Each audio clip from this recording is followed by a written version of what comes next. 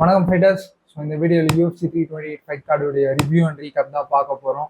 ஒரு பயங்கரமான கார்டுனே நம்ம சொல்லலாம். எல்லா ஃபைட்டுமே வந்து டெலிவர் பண்ணிச்சு. ஆல்மோஸ்ட் அந்த ஓல்கோ ஃபைட் மட்டும் கொஞ்சம் போர் அடிச்சிருக்கலாம் ஒரு சில பேருக்கு. பிரேடி கம்ப்ளீட்லி டாமினன்ஸ் தான். ஸோ நான் பெருசாக அது போரிங்லாம் சொல்ல மாட்டேன். கோமெயின் ஈவெண்ட்ல ஜோஷா தச்சுரு தயாரா ஒரு செம்மையான பெர்ஃபார்மன்ஸ் நம்ம ரெண்டு யங்கான ஒரு ப்ராஸ்பெக்ட்ஸ் நம்ம இது மேலே சொல்ல முடியாது. ஸோ ரெண்டு யங் சாம்பியன் கூட நம்ம சொல்லலாம். ஸோ ஒரு பயங்கரமான பேக் அண்ட் ஃபோர்த் பேட்டில் அது இருந்தது. அண்ட் மெயின் ஈவெண்ட் வந்து அன்எக்ஸ்பெக்டடாக முடிஞ்சுது. Sean Strickland the underdog. Almost வந்து பார்த்தீங்கன்னா நான் முன்னாடி போட்ட போலாக இருக்கட்டும், இல்லை நிறைய ப்ரிடிக்ஷன்ஸ் பார்த்ததா இருக்கட்டும், 90% பேர் வந்து எடுத்தது வந்து பார்த்தீங்கன்னா ஹாம்சா சிமார் தான். அதுக்கு ரீசன் வந்து அவருடைய பயங்கரமான ரெஸ்லிங். பட் இங்கே ஷான் ஸ்ட்ரிக்லண்ட் ரவுண்ட் 1ல வந்து ஆஸ் யூஷுவல் ரவுண்ட் 1 வந்து ஹாம்சாத் எப்படி பண்ணாரோ அதே மாதிரி தான் பண்ணாரு. பட் அதுக்கப்புறம் பார்த்தீங்கன்னா நல்லாவே ஒரு கேம் பிளான் எக்ஸிக்யூட் பண்ணி ஹாம்சாத்தை எக்ஸ்போஸ் பண்ணிட்டாருன்னு சொல்லலாமா அப்படின்னு கேட்டிங்கன்னா அந்த கொஸ்டின் எல்லாத்தையும் நம்ம மெயின் ஈவெண்ட்டோடைய ரீகேப்ல பார்க்கலாம். ஒரு சில பேர் பார்த்தீங்கன்னா ராபரி அப்படின்னு சொல்கிறாங்க. நாங்களுமே வந்து பார்த்தீங்கன்னா இனிஷியலாக சிமாயை வின் பண்ணிட்டார் அப்படின்ற மாதிரி தான் நினச்சோம். ஸோ அது எல்லாத்தையும் நம்ம அப்போ பார்க்கலாம். இப்போ நம்ம ஃபர்ஸ்ட் ஃபைட்லேருந்து வரலாம். ஸோ அதுக்கு முன்னாடி நீங்கள் இன்னும் எங்கள் சேனலை சப்ஸ்கிரைப் பண்ணலாம், சப்ஸ்கிரைப் பண்ணிக்கோங்க. நிறைய இன்ட்ரெஸ்டிங்கான UFC கண்டு நமக்கு வந்துட்டே இருக்கு. வீடியோக்குள்ள போகலாம். ஸோ மெயின் கார்டுடைய ஃபர்ஸ்ட் ஃபைட் ஒரு lightweight bout, Bobby Green, King Green versus Jeremy Stephens. So என்னோட ப்ரிடிக்ஷன் வந்து பார்த்தீங்கன்னா Bobby Green by submission in round 1 அப்படின்னு நான் சொல்லியிருந்தேன். ஸோ எக்ஸாக்டாக அதே தான் நடந்திருந்தது. நான் உங்களுக்கு முன்னாடியே சொன்னேன் இந்த மாதிரி ஸ்டீஃபன்ஸ் கிட்ட கிரவுண்டில் ஒரு வீக்னஸ் பார்க்குறேன். ஏன்னா ரீசெண்டாக அவர் நிறைய பிகேஎஃப்சி ஸோ அந்த மாதிரி தான் பாக்ஸிங் தான் நிறைய சண்டை போட்டு இருந்தார். ஸோ கிரவுண்டில் ஒரு கிளியராக ஒரு வீக்னஸ் பார்க்குறேன்னு. ஸோ ஃபைட் ஆரம்பித்தோடனே பார்த்தீங்கன்னா யூஸ்வலாக கிரீன் எப்படி பண்ணுவாரோ அதே மாதிரி எலூசுவா கார்ட் கீழே வச்சு உடனே வந்து ட்ராஷ் ஷாக் பண்ண ஆரம்பிச்சாரு. நல்லா ஸ்லிப் பண்ணி கவுண்டர்ஸ்ல செம்மையா லேண்ட் பண்ண ஆரம்பிச்சாரு. நல்ல இம்பாக்ட்ஃபுல் ஷாட்ஸே வச்சாரு. ஸ்டீஃபன்ஸ் ஆஸ் யூஷுவல் வந்து கொஞ்சம் அக்ரெசிவா வந்து அந்த ஓல்ட் ஸ்கூல் பாக்ஸிங் யூஸ் பண்ணலாம், ப்ரால் பண்ண வைக்கலாம் கிரீன் அப்படின்னு சொல்லிட்டு பார்த்தாரு. பட் கிரீன் நல்லாவே ரேஞ்ச் மெயின்டைன் பண்ணி கரெக்டான கவுண்டர்ஸ் அப்படின்னு சொல்லி கொஞ்ச நேரம் அப்படி போயிட்டே இருந்தது. பர்ஃபெக்டான டைமிங் ஒரு டபுள் டேக் டவுன் பண்ணாரு. ஸோ டேக் டவுன் பண்ணி கீழே கொண்டு போனோடனே ஹெவியான கிரவுண்ட் டவுன் கொண்டு வைக்க ஆரம்பிச்சாரு. சான்ஸ் கிடைச்சோடனே he got the back and ஆர்என்சியில் ஃபினிஷ் பண்ணிட்டாரு. ஒரு செமையான வின் ஃபார் கிரீன். ஏன்னா இப்போ ஒரு 3 ஃபைட் வின் ஸ்ட்ரீக் வந்துட்டாரு. ஆல்மோஸ்ட் ஒரு சில லாசஸ் இருந்திருக்கு. பட் ஒன்ஸ் அகெயின் இப்போ பவுன்ஸ் பேக் பண்ணி ஒரு 3 வின் வச்சிருக்காரு. 3மே எனக்கு கேட்டீங்கன்னா ஓரளவுக்கு சாலிடான வின்ஸ். லாஸ்ட் டைம் ஜெல்ஹூபர் ஃபினிஷ் பண்ணதும் ஒரு செம்மையான ஒரு நேம். ஜெல்ஹூபர் வந்து ஒரு ப்ராஸ்பெக்டாக கன்சிடர் பண்ணிருந்தாங்க. அவர் வந்து ஒரு வெட்டரன் 40 years ஆஃப் ஏஜ்ல வந்து ஃபினிஷ் பண்ணியிருக்காரு. இப்போ ஜெரமி ஸ்டீஃபன்ஸே ஃபினிஷ் பண்ணியிருக்காரு. ஆல்மோஸ்ட் இவரும் வந்து 50 ஃபைட்ஸ் கிட்ட வச்சிருக்காரு. So it's a good name to have in the resume. So next King கிரீனுக்கு அப்படி என்னன்னு கேட்டிங்கன்னா ஐ திங்க் ரேங்கிங்ஸ் மறுபடியும் புஷ் பண்ணலாம் அந்த டாப் 15ல. ஏன்னா ஒரு மாதிரி எக்ஸைட்டிங்கான ஃபைட்டர் தான் இவரும். நல்லா பேசக்கூடிய ஆள், ஒரு பாப்புலாரிட்டி இருக்குது அமௌங் தி யூஎஸ் அதிகமாக இருக்குது. ஸோ கண்டிப்பாக அவர் டாப் 15ல யார் கூடயாவது வந்து புஷ் பண்ணலாம். அப்படி இல்லைன்னா எக்ஸைட்டிங்கான நேம்ஸ், அன்ரேங்க் நேம்ஸ் இல்லை இன்னொரு ப்ராஸ்பெக்ட் கூட நீங்கள் கொடுக்கலாம். Is there for the money and ஷோன்னு தான் நான் நினைக்கிறேன். ஏன்னா இப்போ ஃபைட் முடிஞ்சோடனே கூட வந்து பார்த்தீங்கன்னா இட்ஸ் ரவுண்ட் 1 சப்மிஷன். ஸோ உடனே போயிட்டு டானா போயிட்டு எங்கே இருக்காரோ ஸோ அவரை பார்த்து போனஸ் வேணும், எனக்கு லாஸ்ட் டைம் வந்து என்னை ஏமாத்திட்டீங்க அதனால ஏதோ பேசியிருந்தாரு. ஏன்னா ஜெல்ஹூபர் நாக் அவுட் எனக்கு கேட்டிங்கன்னா கண்டிப்பாக போனஸ் கொடுத்துருந்துருக்கான். பட் அந்த கார்டில் இன்னும் எக்ஸைட்டிங்கான நாக் அவுட்ஸ் இருந்ததுன்னு நினைக்கிறேன். ஸோ எஸ் தட் இஸ் அந்த ஃபைட் அப்படி தான் போச்சு. Very very very good fight. Next நமக்கு ஒரு வெல்டர்வெயிட் பவுட் வந்து very very important fight in welterweight division அப்படின்னு கூட நம்ம சொல்லலாம். Sean Brady versus Joaquin Buckley. ஏன்னா 2 பேரும் ஒரு டைட்டில் கண்டென்ஷனுக்கு போயிட்டு இருந்தாங்க. ஒரு லாஸ் வந்துச்சு. பக்லி உஸ்மான் கிட்ட லாஸ் ஆனாரு, பிரேடி வந்து மொராலஸ் கிட்ட லாஸ் ஆனாரு. ஸோ இப்போ வந்து இவங்க 2 பேரும் மேட்ச் பண்ணி விட்டுருக்காங்க. ஸோ இதுல வின் பண்றவங்க தான் நெக்ஸ்ட் ஸ்டேஜ் மேலே போக முடியும். ரிசல்ட் வந்து பார்த்தீங்கன்னா ஷான் பிரேடி ஒரு டாமினண்டான டெசிஷன்ல வின் பண்ணியிருந்தாரு. பக்லி வந்து லாஸ் த ஃபைட். இப்போ 2 ஃபைட் லூசிங் ஸ்ட்ரீக்ல இருக்காரு. ஸோ பிரேடி வந்து ஆஸ் யூஷுவலை விட அவர் ஒரு ஸ்டெப் அஹெட் இருந்தாருன்னு தான் நம்ம இந்த ஃபைட்ல சொல்லணும். ஏன்னா லாஸ்ட் ஃபைட் அவர் பண்ண மிஸ்டேக்ஸ் எல்லாத்தையுமே இங்கே கரெக்ட் பண்ணியிருக்காரு. ஏன்னா மொராலஸ் கிட்ட அவர் மைண்ட் செட்ல ஒரு இஷ்யூ இருந்ததா இல்லை இன் கேம்ல வந்து மொராலஸை பார்த்து கொஞ்சம் இன்டிமிடேட் ஆகி என்னால் அவர் ஹிப்ஸை ரீச் பண்ண முடியல, டேக் டவுன் எடுக்க முடியல, அந்த ரேஞ்சை கவர் பண்ண முடியல அப்படின்னு ப்ரெஷர் ஆயிட்டாரா. ஸோ இந்த மாதிரி நிறைய கொஸ்டின்ஸ் இருந்தது. ஸோ அந்த லாஸுக்கு அப்புறம் எப்படி வருவார் அப்படின்னு சொல்லிட்டு யோசிச்சுருந்த சமயத்தில் பக்லி இஸ் அன் எக்ஸ்ப்ளோசிவ், செம்மையான ஒரு ஸ்ட்ரைக்கிங் உள்ள ஒரு அக்ரெசிவா ரெசில் கூட பண்ணுவார் கொஞ்சம். பட் இங்கே பிரேடி வந்து பக்லியை எதுவுமே பண்ண முடியல. ஃப்ரம் த ஸ்டார்ட் வந்து பார்த்தீங்கன்னா மொராலஸ் கிட்ட கொஞ்சம் பேக் ஃபுட் எடுத்திருப்பாரு பிரேடி. பட் இங்கே கம்ப்ளீட்லி கொஞ்சம் பாக்ஸிங்ல ஸ்ட்ரைக்கிங்ல கொஞ்சம் அக்ரெஷன் ஷோ பண்ணாரு. பக்லி பேக் ஃபுட்ல போட்டாரு. டேக் டவுன்லாம் வந்து பார்த்தீங்கன்னா பர்ஃபெக்டான டைமிங்ல டபுள் கனெக்ட் பண்ணதா இருக்கட்டும், கீழே கொண்டு போய் அதாவது கொஞ்சம் ஒரு சில மைண்ட் அட்ஜஸ்ட்மெண்ட்ஸ் பண்ணி கீழே கொண்டு போறதா இருக்கட்டும். கீழே கொண்டு போனோடனே அவர் சும்மாலாம் இல்லை. போரிங் சொல்றீங்க நிறைய பேர் வந்து. இப்போ பிரேடியே போரிங் சொல்றீங்கன்னா எனக்கு என்ன சொல்றதுன்னு எனக்கு தெரியல. ஏன்னா இந்த ஃபைட் பாத்தீங்கன்னா அவர் கீழே கொண்டு போன செகண்ட்ல இருந்து he was working on submission attempts round 1ல. ரவுண்ட் 2ல இருந்து பாத்தீங்கன்னா நிறைய கிரவுண்ட் ஒன் கொண்டு போனாரு, சப்மிஷன் அட்டம் ட்ரை பண்ணிட்டு இருந்தாரு, பிளஸ் மவுண்ட் பொசிஷன் சேஞ்ச் பண்ணிட்டே இருந்தாரு, மவுண்ட் போனாரு. ஸோ மவுண்ட்ல இருந்து பக்லி லைட்டா எஸ்கேப் ஆக ட்ரை பண்ணும்போது ஹாஃப் கார்ட் கண்ட்ரோல் கொண்டு வந்தாரு, சைட் மவுண்ட்ல ஒர்க் பண்ணிட்டு இருந்தாரு. ஸோ ஒரு மாதிரி கம்ப்ளீட் ஷோகேஸ் ஆன் த கிரவுண்ட்ன்ற மாதிரி தான் இருந்தது. ஒரு ஃபேக்டர் எனக்கு பிரேடி கிட்ட மிஸ் ஆனது என்னன்னா, ஐ திங்க் அந்த கிரவுண்ட் அண்ட் பவுண்ட்ல இருந்து அந்த அளவுக்கு பவர் அவரால் கொடுக்க முடியல ஃபைட்டை ஃபினிஷ் பண்ற அளவுக்கு. ஏன்னா டாமினேட்டா நிறைய ஸ்ட்ரைக்ஸ் வச்சுட்டே இருந்தாரு, பட் கிட்டத்தட்ட கொஞ்சம் பிலோ ஹேண்ட்ஸ் மாதிரி தான் இருந்ததுன்னு வச்சுக்கோங்களேன். நல்லா நறுக்குன்னு ஷார்ட் கனெக்ட் ஆகல, பக்லியும் ராக் ஆகல. ஸோ டிஃபென்சிவ்லி ஓரளவுக்கு நல்லா ஒர்க் பண்ணியிருந்தாரு பக்லி. பட் அந்த ரெஸ்லிங் டிஃபென்ஸ் பயங்கரமா எக்ஸ்போஸ் ஆயிடுச்சு. உஸ்மான் எக்ஸ்போஸ் பண்ணாரு. இப்போ பிரேடி அதை செம்மையா யூட்டிலைஸ் பண்ணியிருந்தாரு. உஸ்மானை விட ஒரு ஸ்டெப் அஹெட் தான் பிரேடி பண்ணாருன்னு நான் சொல்லணும். உஸ்மான் நிறைய டேமேஜ் வச்சாரு, பட் இங்க நான் சொல்றேன் ஒன் செயின் பிரேடிக்கு அந்த பவர் இல்லை. ஆல்சோ நாங்க லைவ்ல வந்து கத்திட்டே இருந்தோம் எல்போஸ் யூஸ் பண்ணலாம் பிரேடி அப்படின்னு சொல்லிட்டு. ஏன்னா எந்திரிச்சு பாஸ்ட் அப் பண்ணி அடிக்கிற எல்போஸ் நிறைய யூட்டிலைஸ் பண்ணியிருந்திருக்கலாம், கொஞ்சம் பிளட் ஷெட் ஆயிருந்திருக்கும். பட் எல்போஸ் பெருசா பிரேடி யூட்டிலைஸ் பண்ணல. அது மட்டும் தான் நான் கொஞ்சம் வீக்னஸா பாக்குறேன் அவருடைய கேம்ல. ஸோ இந்த பவர் அண்ட் கிரவுண்ட் அண்ட் போல்ல எல்போஸ் கொஞ்சம் நிறைய யூஸ் பண்ணலாம். பக்லி வந்து பாத்தீங்கன்னா 1 இயர் பிரேக்கு அப்புறம் வராரு. ஸோ கண்டிப்பா நிறைய ஒர்க் பண்ணியிருப்பாரு. ஏன்னா உஸ்மான் கூடயும் ட்ரெயின் பண்ணியிருக்காரு. ஸோ நிறைய கேம்ப் ஸ்விட்ச் பண்ணி ட்ரெயின் பண்ணியிருந்திருக்காரு. ஸோ ரெஸ்லிங் டிஃபென்ஸ் சாலிட் பண்ணியிருப்பாரு. ஸோ அப்பெல்லாம் நினைச்சிருந்தோம். இன்ஃபேக்ட் நான் இந்த அளவுக்கு டாமினன்ஸ் எக்ஸ்பெக்ட் பண்ணல பிரேடி கிட்ட இருந்து. நான் கிரவுண்ட் டச் ஆச்சுன்னா ஓரளவுக்கு டாமினேட் பண்றாரு, கிரவுண்டுக்கு போகும் ஸோ அப்படின்னு சொல்லிட்டு தான் என்னோட ப்ரெடிக்ஷன் எடுத்திருந்தேன். பட் இந்த அளவுக்கு டாமினன்ஸ் எக்ஸ்பெக்ட் பண்ணல. ஏன்னா 2 ரவுண்ட் 10-8 கொடுத்துருந்தாங்க. ஆல்சோ நம்ம 10-9 10-8 ஸோ அந்த கான்வர்சேஷன் பத்தி லைவ்ல பேசியிருந்தோம். ஸோ கரெக்டாக தான் ஜட்ஜஸ் ஸ்கோர் பண்ணியிருக்காங்கன்னு நினைக்கிறேன். ஆல்மோஸ்ட் 2 ஜட்ஜ் வந்து பாத்தீங்கன்னா 30-25 ஸ்கோர் பண்ணியிருந்தாங்க. ஒரு ஜட்ஜ் மட்டும் 30-27 அப்படின்னு ஸ்கோர் பண்ணியிருந்தாங்க. ஸோ செம்மையான win for Brady. Is a top 5 guy. So மறுபடியும் நான் ப்ரூவ் பண்ணிட்டேன் அப்படிலாம் பேசிட்டு இருந்தாரு. ஆல்சோ ஃபார் பக்லி எனக்கு தெரியல, once again you have to fight unranked fighters. ஒரு எக்ஸைட்டிங்கான ஃபைட்டர் தான். I'm sure he will come back. Brady டாப்ல சண்டை போடலாம். பிலால் முகமது நல்ல ஆப்ஷன், கமார் உஸ்மான் நல்ல ஆப்ஷன், ஓரளவு ரெசில் பண்ணக்கூடிய ஆட்கள். ஸோ அவங்கள பீட் பண்ணா once again top number 1 contender fight. So அப்பெல்லாம் கூட கிடைக்கும். ஸோ இஸ் இந்த மிக்ஸ் இப்போ பிரேடி. ஸோ நெக்ஸ்ட் வந்து ஒரு heavyweight fight, Alexander Volkov versus Waldo Cortes Acosta. So இதுவும் வந்து பார்த்தீங்கன்னா லாஸ்ட் ஃபைட்டுக்கான சிமிலரான ஒரு important match up in their division ஹெவி வெயிட்ல. ஏன்னா 2 பேரும் கண்டெண்டருக்கு போயிட்டு இருந்தாங்க. பட் அகாஸ்டா வந்து லாஸ் ஆகல, பட் கண்டென்ஷன் போயிட்டு இருந்தாரு. ஸோ வோல்கோ வந்து ஹி லாஸ்ட் டு சிறுதான். அதுக்கப்புறம் அல்மேடாவோட win, but controversial win. So இப்போ ஒன்ஸ் அகெயின் இந்த ஃபைட்டுமே வந்து பார்த்தீங்கன்னா ஒரு கொஞ்சம் கான்ட்ரவர்ஷியலாக இருக்கு. ஒரு சில பேர் அகாஸ்டாவும் ஜெயிச்சிட்டேன்னு சொல்றாங்க. But I believe Volkov done enough. என்னன்னா அந்த அளவுக்கு எக்ஸைட்டிங்கா இல்லை, பட் அவருடைய கேம் பிளான் நல்லாவே ஒர்க் ஆச்சுன்னு தான் நான் சொல்லணும். பட் இன்னும் சாலிடா பண்ணியிருக்கலாம் தான். ஃப்ரம் த ஸ்டார்டிங் எனக்கும் சரி கோச்சுக்கும் சரி லைவ் பார்த்துருந்தீங்கன்னா அவங்களுக்கு தெரியும் நடந்தது. ஸோ ரிசல்ட் பார்த்தீங்கன்னா Alexander Volkov won by unanimous decision இந்த ஃபைட்டை. அகாஸ்டா வந்து லாஸ் பண்ணிட்டாரு. அகாஸ்டா பயங்கரமான ஒரு ஸ்ட்ரீக்ல இந்த நாக் அவுட் வச்சாரு. ஒரு எக்ஸைட்டிங்கான ஃபைட்டரா வந்துட்டு இருந்தாரு. ஸோ அதனால தான் நிறைய பேர் அகாஸ்டா கிளியர் பண்ணாங்க. Volkov is an experienced veteran. So ஒரு மாதிரி இப்போ ரீசெண்ட் டைம்ஸ்ல நிறைய பாயிண்ட் ஸ்கோரிங் தான் போறாரு. ஆல்சோ நான் ப்ரிடிக்ஷனை சொல்லியிருந்தேன், அந்த பவர் கொஞ்சம் வோல்கோவ் கிட்ட கொஞ்சம் மிஸ் ஆகுது அப்படின்னு சொல்லிட்டு இந்த ஃபைட்ல அதை கிளியராகவே பார்த்தோம். பட் ரவுண்ட் 2ல பார்த்தீங்கன்னா ஒரு ஜாப்ல அகாஸ்டா வந்து கொஞ்சம் ராக் பண்ணியிருந்தாரு. ஸோ வோல்கோவ் நினைச்சிருந்தா இன்னும் ஹேண்ட்ஸ் நிறைய ரிலீஸ் பண்ணியிருந்தாருலாம். ஏன்னா அந்த ரீச் ரேஞ்சு அப்படின்னு சொல்லிட்டு நிறைய கிக்ஸ் தான் யூட்டிலைஸ் பண்ணியிருந்தார். ஃப்ரம் ரவுண்ட் 1 பார்த்தீங்கன்னா நிறைய லோ கிக்ஸ், நிறைய டீக்ஸ், கொஞ்சம் அப்பப்போ லீட் ஹை மிக்ஸ் பண்ணியிருந்தாரு. பட் பஞ்சஸ் ரொம்ப கம்மியா இருந்தது. அவர் நினைச்சிருந்தா கேக்கு அப்புறம் பஞ்ச் அப்படி இப்படின்னு போயிருக்கலாம். ஸோ ரவுண்ட் 1 ரொம்ப க்ளோஸா போச்சு. வோல்கோவ் ஜெயிஸ்டார்னு வச்சுக்கோங்க. அகாஸ்டா கொஞ்சம் அந்த ரேஞ்சை கவர் பண்ணி உள்ள போறதுக்கு யோசிச்சுட்டே இருந்தாரு. இப்போ என்ன கேட்டீங்கன்னா அவர் ஃபர்ஸ்ட் ரவுண்ட்ல இருந்தே கொஞ்சம் அக்ரெசிவா தான் ட்ரை பண்ணிட்டு இருந்தார். ஃபார்வர்ட் வந்து கரெக்டாக ட்ராக் பண்ணி எப்படியாவது லேண்ட் பண்ணிடலாம். ஃபர்ஸ்ட் ரவுண்ட்ல கூட ஒரு 4 ஷாட் ஸ்விங் பண்ணும்போது பயங்கரமா தான் இருந்தது. பட் அது கனெக்டே ஆகல. கொஞ்சம் ஒரு 2 ஷாட் 3 ஷாட் நல்லா கனெக்ட் ஆயிருக்கும். பட் அதிகமாக அதை யூட்டிலைஸ் பண்ண முடியல அகாஸ்டாவால். வோல்கோவ் மோஸ்ட்லி அந்த கிக் ரேஞ்சிலே வச்சு ஃபைட் பண்ணிட்டாரு. ஸோ ரவுண்ட் 2 கிட்டத்தட்ட அதே மாதிரி தான் போயிட்டு இருந்தது. பட் ரவுண்ட் 2ல ராக் பண்ணிட்டாரு வோல்கோவ் அகாஸ்டாவை. நான் சொன்ன மாதிரி அந்த ஜாப்ல நல்லாவே அந்த ஜாப் கொஞ்சம் ஹர்ட் ஆயிருந்தது ஃபார் அகாஸ்டா.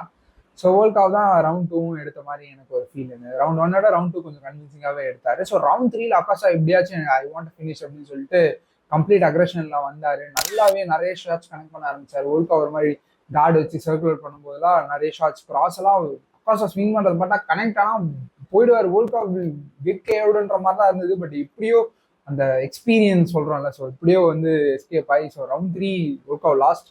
ஆனால் ஃபைட்டை வந்து வின் பண்ணிட்டாரு கம்ஃபர்டபுளாகவே. So okayish performance from Volkov. ஏன்னா நான் தான் சொல்லிட்டேன், இன்னும் நிறையா பண்ணியிருந்துருக்கலாம். இவருமே கொஞ்சம் அக்ரெஷன் வால்யூம் நிறையா ஷோகேஸ் பண்ணியிருந்திருக்கலாம், ஆன்சர் நிறைய ரிலீஸ் பண்ணியிருந்திருக்கலாம். ஏன்னா அக்காஸ்டா வந்து பஞ்சஸ்க்கு ரியாக்ட் பண்ணுவார் பயங்கரமா. இங்கே வோல்காவ் அதை எக்ஸ்ப்ளாய்டே பண்ணல. அக்காஸ்டாவை கொஞ்சம் அவருடைய கேம் ப்ளே பண்ண விட்டுறாரு தான் நான் சொல்லணும். So okay, good win for Volkov. So next அதான் லாஸ்ட் ஃபைட்டு நான் தான் ஜெயிச்சேன், கான் ஃபைட்டு. ஸோ அப்படி இப்படின்னு ஏதோ கால்வெட்லாம் பண்ணியிருந்தாரு. ஸோ இஸ் ஆல்சோ லுக்கிங், ஏன்னா ஹெவி வெயிட்ல இப்போ பெருசாக ஆட்களும் இல்லை டைட்டில் சேலஞ்ச் பண்ணுறதுக்கு. அக்காஸ்டாவும் முடிச்சு விட்டாரு. So I think he's looking at the title soon அப்படின்னு நான் நினைக்கிறேன். So next co main event flyweight title. So Joshua Van Tatsuro Taira. Result உங்களுக்கு தெரியும். Joshua Van won by TKO or KO in round 5. Tatsuro Taira வந்து loss ஆயிட்டாரு. But பயங்கரமான heart showcase பண்ணாரு. அவருடைய ஸ்கில் செட்டையும் முடிஞ்ச அளவுக்கு ஷோகேஸ் பண்ணியிருந்தாரு. ஸோ ஃபைட் ஆரம்பிச்சோடனே பார்த்தீங்கன்னா ரவுண்ட் 1ல டாமினேட் பண்ணது வந்து பார்த்தீங்கன்னா தட்சுரோ தைரா தான். கரெக்டான டைமாக ஒரு டேக் டவுன் எடுத்தார், கேஜுக்கு ரஷ் பண்ணி கரெக்டாக கீழே கொண்டு போனார். ஹெவியான கண்ட்ரோல் வச்சார். ஜோஷுவா வேன் வந்து ஒர்க் பண்ணிகிட்டே இருந்தார். நான் குறையே சொல்ல மாட்டேன், எஸ்கேப் பண்ணுறதுக்கு நிறையாவே ட்ரை பண்ணிட்டு இருந்தார். பட் அந்த கண்ட்ரோல் ஃபோக்கஸ்டாக இருந்தனால தைரா வந்து கண்ட்ரோல் பண்ணிட்டாரு. இன்னும் கொஞ்சம் அந்த பொசிஷன்ல டேமேஜ் கிரியேட் பண்ணியிருந்திருக்கலாம், ஸ்ட்ரைக் ஸ்டாண்ட் பண்ணியிருக்கலாம், சப்மிஷன் அட்டம் த்ரோ பண்ணியிருக்கலாம். இங்கே தான் பிரேடியுடைய பெர்ஃபார்மன்ஸ் எனக்கு இம்ப்ரெசிவா இருந்தது. ஏன்னா இப்போ இந்த மேட்ச் அது ஒரு டேர்னிங் பாயிண்டா கூட இருந்திருக்கலாம் ரவுண்ட் 1ல. ஏன்னா ஜோஷுவா வேன் எஸ்கேப் பண்ணும்போது தான் நிறைய ஓப்பனிங்ஸ் கொடுத்து இருந்திருப்பாரு. அப்போ நீங்க ஒரு சப்மிஷன் அட்டம் அப்படி இப்படின்னு கொஞ்சம் சான்சஸ் எடுத்துருந்துருக்கலாம் ரவுண்ட் 1லயே. ஏன்னா இப்போ லாஸ் ஆகிட்டாரு. நம்ம நெக்ஸ்ட் ரவுண்ட் என்ன நடந்ததுன்னு பார்க்கும்போது உங்களுக்கு ஃபுல் பிக்சர் தெரியும். ஏன்னா ரவுண்ட் 2ல வந்து ஜோஷுவா வேன் கொஞ்சம் டேக் டவுன் நல்லாவே டிஃபெண்ட் பண்ண ஆரம்பிச்சாரு. ஆல்சோ ரேஞ்ச் சடார்னு பிடிச்சிட்டாரு. ரீச் அட்வான்டேஜ் இருக்கு தட்சுரோ தைராக்கு, கொஞ்சம் ரீச் நல்லா பிளே பண்ணுவாரு அப்படின்னு தான் நான் எக்ஸ்பெக்ட் பண்ணியிருந்தேன். பட் ஜோஷுவா வேன் நான் சொல்லியிருந்தேன் நல்லாவே உள்ள வந்து ரீச்செல்லாம் ஒரு மேட்டரே கிடையாது அப்படின்ற மாதிரி. கிட்டத்தட்ட இந்த ஃபைட்ல நம்ம அழகா பார்த்தோம். எப்போ ஷார்ட் கனெக்ட் பண்ணாலும் அந்த ரேஞ்சை கரெக்டா மெஷர் பண்ணி லேண்ட் ஆகுது ஷார்ட்ஸ் எல்லாமே. அதுவும் பார்த்தீங்கன்னா பிச்சை பர்ஃபெக்டா அடிக்கிறாரு. ஷார்ட்ஸ் பவர் இருக்கு, ஸ்டிங் இருக்கு. ஸோ ரவுண்ட் 2லாம் நல்லாவே கனெக்ட் பண்ண ஆரம்பிச்சாரு. ரவுண்ட் 3லாம் வந்து பார்த்தீங்கன்னா கிட்டத்தட்ட ஃபைட் ஃபினிஷிங் சீக்வன்சஸ்லாம் நடந்தது. ஜோஷுவா வேன் ரவுண்ட் 3 டாமினேட் பண்ணாரு கூட நம்ம சொல்லலாம். ஏன்னா இப்போ தைரா ஒரு கிக் வரும்போது பார்த்தீங்கன்னா ஒரு செம்மையான ஒரு பாஸ் ஒன்று வச்சிருந்திருப்பாரு. கிரவுண்டில் போயிட்டு கிரவுண்ட் அண்ட் பவுண்ட் வைக்கவும் ட்ரை பண்ணியிருந்திருப்பாரு. தட்சுரோ தைரா இங்கே தான் அவர் பாராட்டணும் தைராவை. ஏன்னா அவ்வளோ ஹர்ட்டு. பட் அங்கேயும் வந்து பார்த்தீங்கன்னா யோசிச்சு கரெக்டாக ரப்பர் கார்டு எடுத்து ஸ்ட்ரைக் பண்ண விடாம, பாஸ்டர் பண்ண விடாம ஹோல்ட் பண்ணி சர்வைவ் பண்ணிட்டாரு தட்சுரோ தைரா. ஏன்னா அது இப்போ அவர் விழுந்த விதமே வந்து பார்த்தீங்கன்னா மோசமா இருந்தது. ரெஃப் அங்கேயே குறுக்கில் வந்தாலும் நீங்க ஒண்ணுமே சொல்லியிருக்க முடியாது.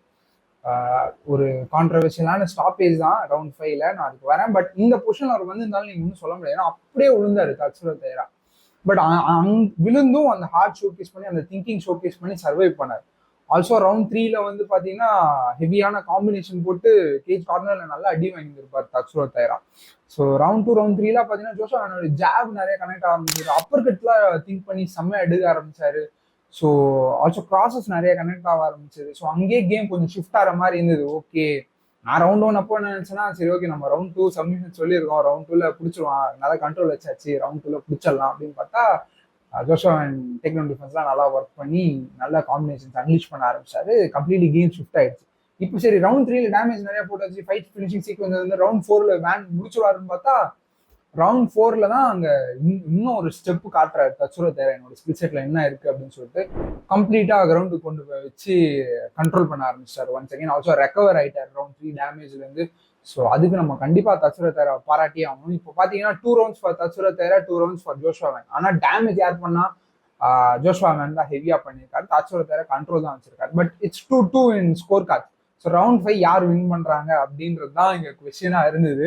தட்சுரோ தைரா எவ்வளோ ட்ரை பண்ணாரு, டேக் டவுனுக்கு நிறைய சேஸ் பண்ணிட்டு இருந்தாரு. பட் இங்கே தான் வந்து அந்த ஒரு டைம்லி டேக் டவுனை விட ஒரு டிஃபென்சிவ்லி ஒரு ப்ரெஷர் பண்ணி நான் டேக் டவுன் எடுக்கிற மாதிரி ஃபீல் ஆச்சு. தட்சுரோ தைரா எடுத்தே ஆகணும் அப்படின்ற ஒரு பொசிஷன் தள்ளப்பட்டாரு. ஏன்னா ஜோஷுவா வேன் வந்து அக்ரெசிவா வர ஆரம்பிச்சாரு, நிறைய ஷாட்ஸ் கனெக்ட் பண்ண ஆரம்பிச்சாரு.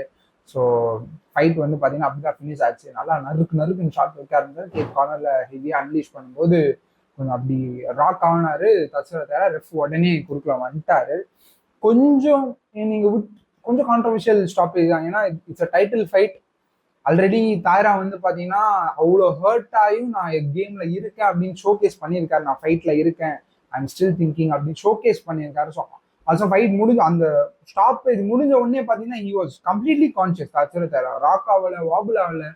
ஸோ ஃபைட் போயிருந்திருக்கலாம். ஏன்னா கண்டிப்பா நான் சொல்றேன் Joshua Van would have got a clean finish.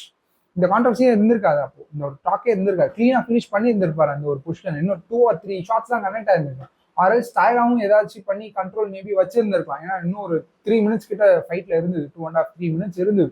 So game மாறி இருந்திருக்கலாம். இஃப் டைரா கூட காட்டன் கிரவுண்டு கொண்டு போயிருந்தா அவரும் கொஞ்சம் ப்ரெஷர் இருந்திருப்பாரு. ஸோ ஒரு சப்மிஷன் அக்ரெசிவா ஹண்ட் பண்ணியிருப்பாரு. ஸோ கேம் மாறி இருந்திருக்கலாம்.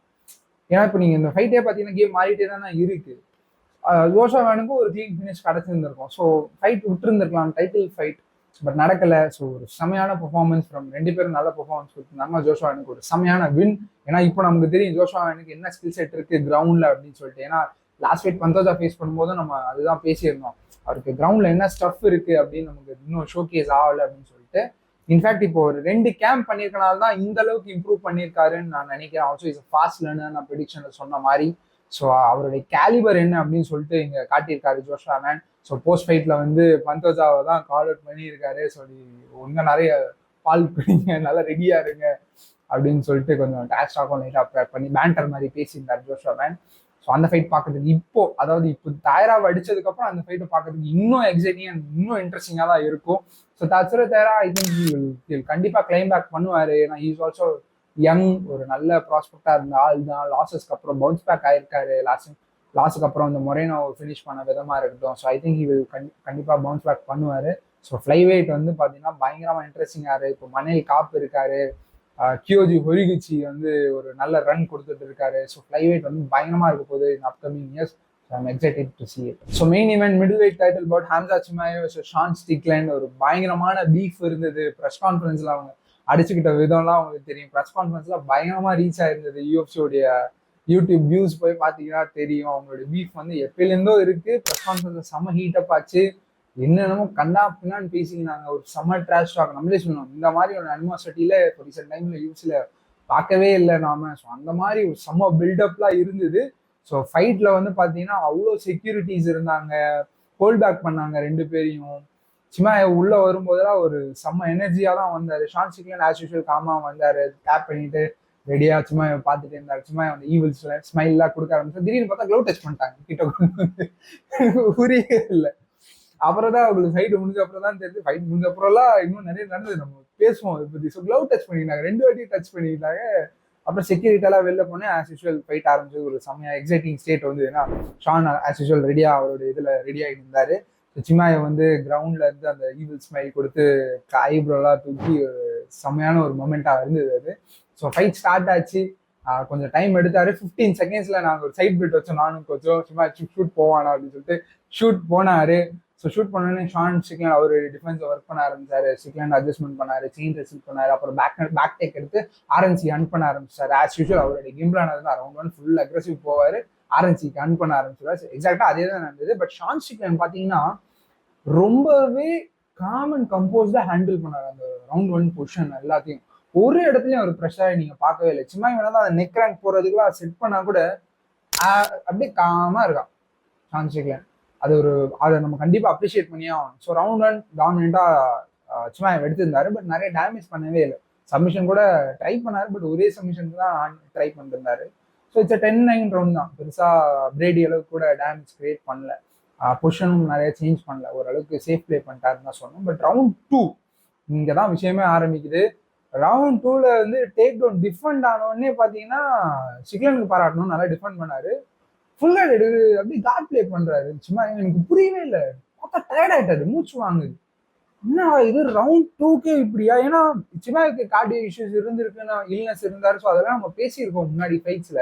பட் லாஸ்ட் ஃபைட் டிடிபியோட அவருடைய பெர்ஃபார்மன்ஸ்ல பார்த்தீங்கன்னா டயர்டா இருக்க மாட்டாரு. ஃபுல் 5 ரவுண்ட்ஸ்க்கும் நல்லா போட்டு இருந்தாரு. ரெஸ்லிங் தான் பண்ணாரு. இத்தனைக்கு ரெஸ்லிங் கண்ட்ரோல், கொஞ்சம் கொஞ்சம் டேப் ஷாட்ஸ் அந்த மாதிரி தான் வச்சு டாமினேட்டா வின் பண்ணிருப்பாரு. இந்த பார்த்தா ரவுண்ட் 2லயே டயர்ட் ஆயிட்டு ஃபுல் கார்ட் பிளே பண்றாரு. என்னடா இது புரியல. அப்புறம் தான் நமக்கு தெரியும் அவருக்கு வெயிட் கட் கொஞ்சம் ஹார்டா இருந்தது. லாஸ்டா தான் வந்து வெயிட்ஸ் பண்ணாரு. வெயிட்ஸே வந்து பாத்தீங்கன்னா ஒரு சில கான்ட்ரவர்சியலா இருந்தது. வெயிட்டே மேக் பண்ணல. ஏன்னா நிப்பாரு வெயிட் ஸ்கேல 3 secondsல 185 சொல்லிடுவாங்க. கரெக்டா அந்த கிளாங் ஆற சத்தம் கூட கேட்கும். ஸ்கேல் மேல போய் அடிக்கும். கரெக்டா பேலன்ஸ் கூட ஆயிட்டாரு. ஸோ நானும் அதான் நினைக்கிறேன். சும்மா கண்டிப்பா அட்லீஸ்ட் ஒரு 1 or 2 points ஹெவியா தான் இருந்திருப்பாரு. பட் யூஎஃப்சி இந்த ஃபைட் வந்து ஃபால் த்ரூ ஆயிடக்கூடாது அப்படின்னு சொல்லிட்டு பிளே அலாங் பண்ணிட்டாங்க. ஏதோ பண்ணிட்டாங்கன்னு தான் நினைக்கிறேன். ஸோ தட் அசைட் பட் அந்த வெயிட்க்கு கண்டிப்பாக ப்ளே ஆயிருக்கீங்க. ஏன்னா ஹெவியாக கட் பண்ணாருன்னு சொல்லிட்டு அர்மான் சொல்லியிருந்தாங்க. கிட்டத்தட்ட 20+5 பவுண்ட்ஸ் ஏதோ கட் பண்ணியிருக்காரு போல. ஸோ அர்மானோட இன்டர்வியூ ஏதோ அர்மான் பேசியிருந்தார். ஸோ அதை தெரிஞ்சது, அது இங்கே கண்டிப்பாக தெரிஞ்சது, அஃபெக்ட் ஆயிடுச்சு. ஸோ ரவுண்ட் 2ல திடீர்னு பார்த்தா ஷானு டாப் கண்ட்ரோல் வச்சாரு. ரவுண்ட் 2ல கம்ப்ளீட்டா ரவுண்ட் 2ல கண்ட்ரோல் பண்ணியிருந்தாரு. சும்மா என்னடா நடக்குது இங்க அப்படின்ற மாதிரி தான் இருந்தது. So round 1 for Chimaev, round 2 for Sean Strickland. So round 3 பார்த்தா சும்மா கிக் பாக்ஸிங் பண்ண ஆரம்பிச்சிட்டாரு. என்ன ஆஃப் பண்றீங்க நீங்க அப்படின்ற மாதிரி தான் இருந்தது. கிக் பாக்ஸிங் பண்றாரு, நல்லா தான் பண்ணாரு. கிக் பாக்ஸிங் ஜாப் நிறைய லேண்ட் பண்ண ஆரம்பிச்சாரு. ஷானும் பாத்தீங்கன்னா ஜாப் கிராஸ் அவருடைய யூஸ்வல் அவருடைய ரிதமுக்கு செட் ஆகி நிறைய ஸ்ட்ரைக் பண்ண ஆரம்பிச்சார், வால்யூம் த்ரோ பண்ண ஆரம்பிச்சாரு. ஸோ சிமாய் வந்து பாத்தீங்கன்னா அந்த சிமாய் ஜாப் நல்லாவே யூட்டிலைஸ் பண்ணாரு இந்த fight. Actually round 3 and round 4 almost stand அப்ல தான் போகுது. சிமாய் ஷூட் அட்டம்ப்டே போல டயர்டுன்றதுனாலயா என்னன்னு தெரியல. கேம் பிளான் அப்படியே ஸ்விட்ச் பண்ணிட்டாரு. So he was playing did for date பண்ணிட்டு இருந்தாங்க. ஆல்சோ யூஸ்வலா இப்போ சிமாய் ஸ்ட்ரைக்கிங் பார்த்தீங்கன்னா அக்ரெசிவா இருக்கும். இங்க அந்த அக்ரெஷனே இல்லை, ஒரு மாதிரி ஸ்பேரிங் மாதிரி தான். எனக்கு ஃபைட்டே வந்து பார்த்தீங்கன்னா ஒரு ஸ்பேரிங் கான்செப்ட்ல போன மாதிரி தான் இருந்தது. அவ்வளோ பீஃபு, அவ்வளோ இதெல்லாம் இருந்தது, அவ்வளோ ஹேட்ரட் இருந்ததுன்னு ஷோகேஸ் பண்ணாங்க. பட் ஃபைட் பார்த்தீங்கன்னா ஸ்பேரிங் மாதிரி தான் போச்சு. எல்லா ரவுண்டுக்கு நடுவில் க்ளவ் டச் பண்ணிக்கிறாங்க. இன்ஃபேக்ட் ரவுண்ட் 5ல ஹக் பண்ணிக்கிறாங்க ஒரு 5 செகண்ட்ஸ்க்கு. என்னடா நடக்குதுங்க அப்படின்ற மாதிரி தான் இருந்தது. So back to game plan. திடீர்னு பார்த்தா ஸ்ட்ரைக் பண்ண ஆரம்பிச்சாங்க ரவுண்ட் 3 அண்ட் ரவுண்ட் 4. அது வந்து ஸ்ட்ரிக்லண்டோடைய கேம். ஸோ ரவுண்ட் 3 கம்ஃபர்டபுளா ஸ்ட்ரிக்லண்ட் எடுத்திருந்தாரு. ரவுண்ட் 4 ஆனால் சிமாய் இன்னும் கொஞ்சம் அவுட்புட் இன்க்ரீஸ் பண்ணி கொஞ்சம் கேஜ் கண்ட்ரோல் கொஞ்சம் வச்சாரு. ஸோ அப்படி ரவுண்ட் 4 வந்து சிமாய் எடுத்திருந்தாரு. ஸோ இப்போ ஒன் செகண்ட் பார்த்தீங்கன்னா 2-2 கோயிங் இன்டு ரவுண்ட் 5ன்ற மாதிரி தான் இருந்தது. பட் ரவுண்ட் 5 எப்படி போச்சுன்னு உங்களுக்கு தெரியும். ரவுண்ட் 5யும் சிமாய் கொஞ்சம் கேஜ் கண்ட்ரோல் வச்சாரு, பெருசாக டேமேஜ் கிரியேட் பண்ணல. வால்யூம் பேசிஸ்ல ஷான் ஸ்ட்ரிக்லண்ட் இப்போ திருப்பி ரீவாட்ச் பண்ணும்போது வால்யூம் பேசிஸ்ல நிறைய 1-2 வச்சாரு. சிமாய் பண்ணக்கூடிய ஒரு ஜாப்புக்கும் ஜாப் வாங்குறாரு, ஷானுக்கு போகுது ஹெட், பட் உடனே 1-2 2 ஸ்ட்ரைக்கா த்ரோ பண்ணாரு. பட் எனக்கு கேட்டீங்கன்னா நிறைய டேமேஜ் பண்ணது ஐ திங்க் சிமாயவ் தான் நினைக்கிறேன். கொஞ்சம் நல்ல நறுக்கு ஷார்ட் வச்சது. பட் நிறைய volume from Sean Strickland. Also அந்த கண்ட்ரோல் டைம் அண்ட் வால்யூம் பேசிஸ்ல சிக்னிஃபிகன்ட் ஸ்ட்ரைக்கிங்லாம் பார்த்து தான் எனக்கு தெரிஞ்சு ரவுண்ட் 5 ஷான் ஸ்ட்ரிக்லண்டுக்கு கொடுத்துருந்தாங்க. So complete fumble from Chimaev தான் நான் சொல்லுவேன். ஆல்சோ ஷான் ஸ்ட்ரிக்லண்ட் வந்து கம்ப்ளீட்டாக பேக் ஃபுட்ல தான் மூவ் பண்ணிட்டு இருந்தாரு. சிமாயவ் வந்து பேக் ஃபுட் போகவே இல்லை. ஸோ நீங்கள் உங்கள் கேம் பிளானை பெர்ஃபெக்டாக எக்ஸிக்யூட் பண்ணீங்கன்னு நான் சொல்ல மாட்டேன். ஓரளவுக்கு மேனேஜ் பண்ணி ஓரளவுக்கு சர்வை பண்ணி ஃபைட்டை வின் பண்ணிட்டீங்கன்னு தான் எனக்கு தோணுது Sean Strickland. No disrespect to Sean Strickland, but அதுதான் நான் நினைக்கிறேன். ஆல்சோ நமக்கு அதுக்கப்புறம் சொல்லியிருந்தாரு ஷோல்டர் டிஸ்லொகேஷன்லாம் எனக்கு ஆயிருந்தது லாஸ்ட் வீக் ஆஃப் ஃபைட் கேம்ப்ல. ஸோ எஸ், அது வந்து ஒரு செமையா மேனேஜ் பண்ணி கரெக்டாக வின் பண்ணிட்டாரு. பட் சிமாய் கிட்ட இன்னும் அக்ரெஷன் பார்த்துருக்கணும், கேம் பிளான் இன்னும் நிறைய execute பண்ணியிருந்திருக்கலாம்.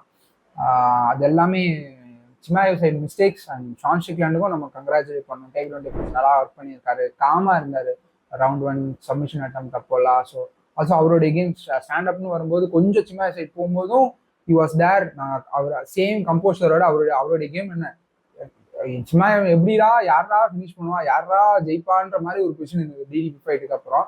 Just job cross teams கூட பெருசா எடுக்கல இந்த ஃபைட்ல. நான் நினைச்சேன் கண்டிப்பா கிக்ஸை வந்து போக மாட்டாங்க, ஏன்னா கிக் லைட்டை கேட்ச் பண்ணாலே ஆஃப் பேலன்ஸ் கீழே விழுந்துருவாங்க, டாப் கண்ட்ரோல் வச்சிடலாம்.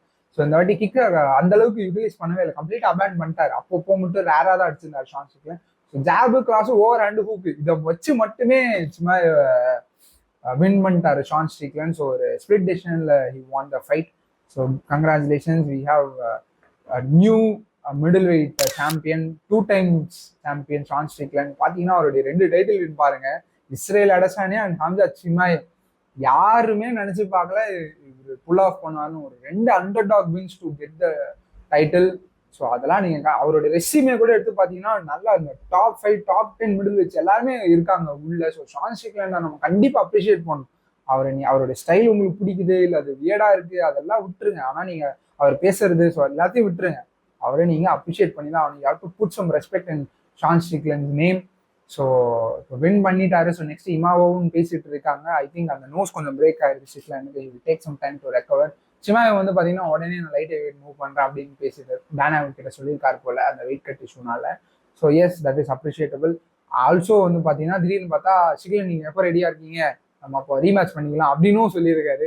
உங்க சிமாயை பற்றி தெரியும், அவர் வெல்ட்ரு வெயிட்ல இருக்கும்போதே லைட் வெயிட்லாம் எல்லாம் கால் அவுட் பண்ணிக்கிட்டு பேசிட்டு இருந்தாரு. கிட்டத்தட்ட அப்படிதான் பேசிட்டு இருக்கான்னு தோணுது. I think he will move up பண்ணா யாரை சண்டை போடலாம், பாலோ காஸ்டா. அந்த ஒரு பீஃப் இருக்கு, பல வருஷமா இருக்கு, 2 பேரும் வெல்டர் வெயிட்ல இருந்து சமயத்துல இருந்தே இருக்கு. அதை ஸ்பாஷ் பண்ணிக்கோங்க. ஆல்சோ இப்போ இந்த பீஃப்னு சொல்லும்போது தான் எனக்கு இந்த ஃபைட் பீஃப் பத்தி பேசணும்னு தோணுது. ஃபைட் முடிஞ்ச உடனே ஹக் பண்ணிக்கிறாங்க, அதெல்லாம் ஒன்றும் இல்லை. ஷான் ஸ்ட்ரிக்லைன் அப்பாலஜைஸ் பண்றாரு, பெல்ட்டை தூக்கி சிமாயாவே வந்து ஷான் ஸ்ட்ரிக்லைனோடைய ஹிப்ஸ்ல போட்டாரு. ஸோ அதெல்லாம் பார்க்கறது நல்லா இருக்கு, ஸ்போர்ட்ஸ்மேன்ஷிப்பா நல்லா இருக்கு. பட் அதுக்கு முன்னாடி நீங்க போர்ட்ரே பண்ணது அப்படி இல்லையே. பயங்கரமான ஒரு ஹேட்ரடு, பேட் பிளட், அந்த அளவுக்கு ஒரு ட்ராஷ் டாக், அந்த அளவுக்கு ஒரு எக்ஸ்ட்ரீம் போயிட்டு திடீர்னு ஒண்ணுமே இல்லைன்ற மாதிரி ஆகும்போது, மார்க்கெட்டிங்காக தான் பண்ணுன போது ஏமாத்திட்ட மாதிரி இருக்கு. ஐ திங்க் எல்லாருமே அதை ஃபீல் பண்ணியிருப்பாங்கன்னு நினைக்கிறேன். என்னடா ஏமாத்துறீங்க, அவ்வளோ இருந்தீங்க, இப்படி பார்த்தா இப்படி கொஞ்சிக்கிறீங்க. இது லாஸ்ட்ல ஸ்பாஷ் பண்ண கூட விட்டுருங்க. இன் ஃபைட்ல ஹக் பண்ணிக்கிறீங்க, இன் ஃபைட்ல சிரிச்சுக்கிறீங்க, டேப் பண்ணிக்கிறீங்க, ஸ்பாரிங் செஷன் மாதிரி ஃபைட் போச்சு. ஸோ அதெல்லாம் தான் கொஞ்சம் ஏமாற்றமா எனக்கு ஃபீல் ஆச்சு. But it's a good thing அவங்க பீஃபை ஸ்பாஷ் பண்ணது. ஸோ நான் அதை எதுவும் சொல்ல. பட் ஒரு ஏமாற்றமான ஒரு ஃபீல் அதுவும் வந்தது. பட் இங்க பாலோ காஸ்டாக்கிட்டேயும் கிட்டத்தட்ட அந்த மாதிரி தான் போட்டு பண்ணியிருக்காங்க பல வருஷமா. அதுவுமே ஸ்பாஷ் பண்ணிப்பாங்களா என்னன்னு நமக்கு தெரியல. But it's an exciting fight. As for us நல்லா இருக்கும், ஃபைட்டுமே நல்லா இருக்கும், ட்ராஷ் டாக்குமே நல்லா தான் இருக்கும். That is for Chimaev and Sean Strickland. So இதுதான் என்னுடைய தாட்ஸ் அபவுட் UFC 328. ஒரு நல்ல ஃபைட் கார்டு தான், மெயின் கார்டு தான். நான் மோஸ்ட்லி பார்த்த ஃபிலிம்ஸ் பெருசாக பார்க்கல, பட் ஃபிலிம்ஸ்லேயும் ஒரு சில நல்ல ஃபினிஷஸ் இதுன்னு கேள்விப்பட்டேன். ஜிம்மில் வந்து சப்மிஷனில் முடிச்சிருந்தாரு, ஆத்தேபா கவுத்தியா நாக் அவுட் வச்சிருந்தாரு நினைக்கிறேன். அமோசா வந்து ஜோயல் ஆல்வரஸை ஃபினிஷ் பண்ணியிருந்தாருன்னு நினைக்கிறேன். ஸோ ஃபிலிம்ஸும் நல்லா இருந்து தான் கேள்விப்பட்டேன். ஓவராலாக it was a good card. இப்போ ப்ரிடிக்ஷன்ஸ் வந்து பார்த்தோன்னா மொதல் 3 ஃபைட் கரெக்டாக பிக் பண்ணிட்டேன். So Green by submission round 1லாம் நீங்கள் எப்படி பிக் பண்ண முடியும்? நான் பிக் பண்ணேன். அதுக்கப்புறம் டெசிஷன் கரெக்டாக சொன்னேன். ஓல்காவ் அண்ட் ஷான் விடேடிக்கு மெயின் அண்ட் மெயின் மிஸ் ஆயிடுச்சு. கவியர்ஸு கசுன்றீங்க, பட் நானும் அதை அக்செப்ட் பண்ணி தான் ஆகணும். ஏன்னா ரீசெண்டாக நடந்த மெயின் கோமெயின் எடுத்தீங்கன்னா நான் எல்லாத்தையும் தப்பாக தான் வந்து சொல்லியிருக்கேன். பட் நம்ம ஒன்று பார்க்குறோம், பட் நடக்கிறது ஒன்று நடக்குது. ஸோ நெக்ஸ்ட் ஃபைட் காலில் நம்ம அதை பிடிக்கிறோம். அலெக்ஸ் பெரேரா ஃபைட் இருக்கு அண்ட் இலியா பெரேராவோட ஃபைட் இருக்கு. UFC ஒயிட் ஹவுஸ்ல கரெக்டாக பிக் பண்ணுறேன். நமக்கு வாட்ஸ்அப் குரூப்லலாம் வந்து பார்த்தீங்கன்னா ரொம்ப அடிக்கிறீங்க நீங்க, நானும் பார்த்துட்டு தான் இருக்கேன். நெக்ஸ்ட் ஃபைட் காலில் வச்சுக்கிறேன் உங்களை. ஏஎஃப் பார்த்தீங்கன்னா ஒரு தமிழ் MMA வாட்ஸ்அப் கம்யூனிட்டி ஒன்று இருக்குது. ஸோ நீங்கள் ஜாயின் பண்ணணும்னா நான் இன்வைட் லிங்க் வந்து டிஸ்கிரிப்ஷனில் கொடுக்குறேன். So you can join. Also நீங்கள் என்ன எங்கள் சேனலை சப்ஸ்கிரைப் பண்ணலாம், சப்ஸ்கிரைப் பண்ணிக்கோங்க. நிறைய எக்ஸைட்டிங்கான கண்டென்ட் பிளான் பண்ணிகிட்டே இருக்கோம். கூடிய சீக்கிரம் I think will deliver. Also நீங்கள் இன்ஸ்டாகிராமில் ஃபாலோ பண்ணலாம். இன்ஸ்டாகிராமில் artoffighting.in அங்கே ஃபாலோ பண்ணிக்கோங்க. எக்ஸ்க்ளூசிவான கண்டென்ட்லாம் அங்கே தான் பிளான் பண்ணுறோம், ஷார்ட்ஸ் அந்த மாதிரி சொல்லிட்டு. ஸோ எஸ், நெக்ஸ்ட் வீடியோவில் பார்க்கலாம். தேங்க்யூ.